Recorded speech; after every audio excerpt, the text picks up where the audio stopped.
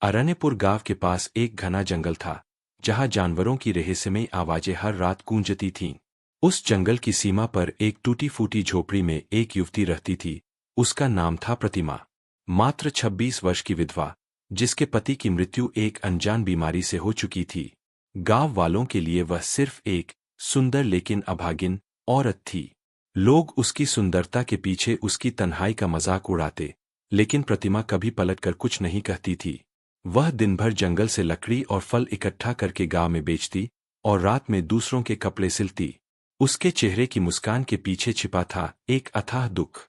एक दिन जब वह लकड़ी इकट्ठा कर रही थी, तभी एक विशालकाय बंदर अचानक एक पेड़ से उसके सामने कूद पड़ा। प्रतिमा घबरा गई, लेकिन बंदर ने कोई हमला नहीं किया। वह चुपचाप उसकी ओर देखने लगा। प्रतिमा ने धीमे से पूछा, तुम क्या चाहते हो? बंदर ने सिर झुका लिया। प्रतिमा ने मुस्कुरा कर अपना काम फिर से शुरू कर दिया, लेकिन वह बंदर वहीं बैठा रहा। कुछ ही देर में उसने लकड़ियां खींचने में प्रतिमा की मदद करना शुरू कर दिया। प्रतिमा चौंक गई।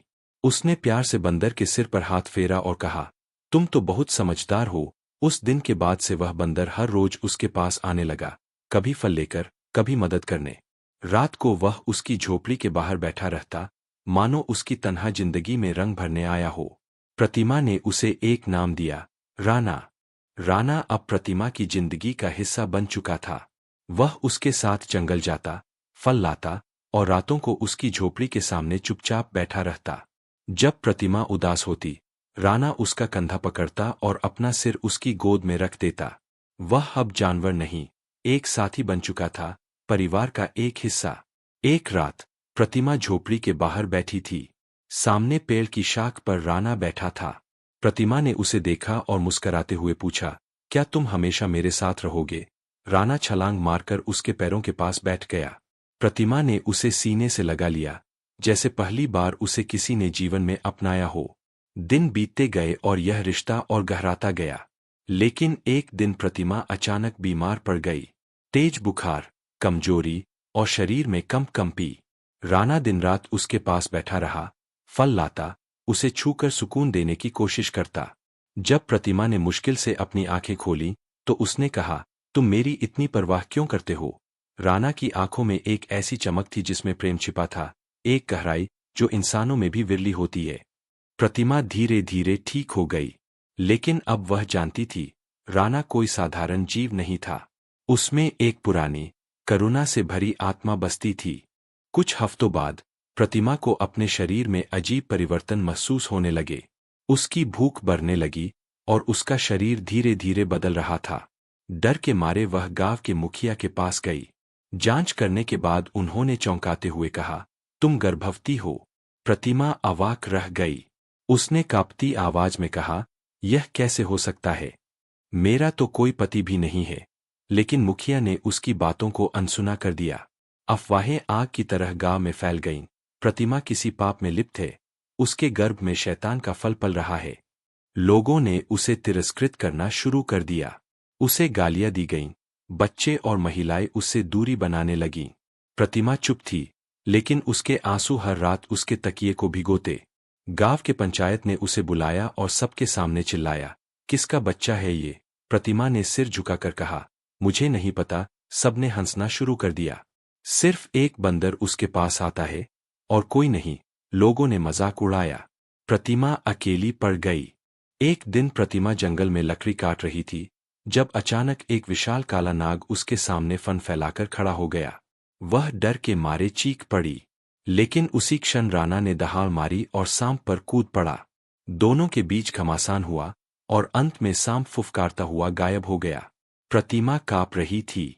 राना ने उसे देखा, उसकी आंखों में एक दिव्य ज्योति थी। उसी शाम वह जंगल लौट गया और फिर नहीं दिखा। अगले दिन गांव में एक तांत्रिक आया। उसने कहा, जो बालक प्रतिमा के गर्भ में है, वह साधारण नहीं है। वह एक शापित देवता का पुत्र है। राना कोई साधारण बंदर नहीं था, वह एक देवता था, जिसे पुराने कर्मों के कारण श्राप मिला था। प्रतिमा के निस्वार्थ प्रेम ने उस श्राप को तोड़ दिया। तांत्रिक ने चेताया, अब अंधकार की शक्तियां उस बच्चे को मारने की कोशिश करेंगी। प्रतिमा रोते हुए बोली, राना कहाँ है? तांत्रिक ने उत्तर दिया, जब समय आएगा, वह लौटेगा, अपने पुत्र की रक्षा के लिए। प्रतिमा के प्रसव का समय नजदीक आ गया था। उसी रात आकाश में काले बादल छा गए, बिजली चमकने लगी और गांव पर अजीब सन्नाटा छा गया। तभी एक भयावह राक्षस गांव की ओर बढ़ा। उसकी आंखें जलती अंगारों जैसी थीं और वह गरज कर बोला, मैं इस बच्चे को खत्म कर दूंगा। गांव वाले डर से भाग खड़े हुए, लेकिन ठीक उसी क्षण आकाश से एक दिव्य प्रकाश उतरा और उस प्रकाश में राणा प्रकट हुआ। अब उसकी देह चांदी जैसी चमक रही थी। राक्षस ने त्रिशूल फेंका, लेकिन राणा हवा में कूदा, त्रिशूल को पकड़ा और उसी के सीने में घोंप दिया।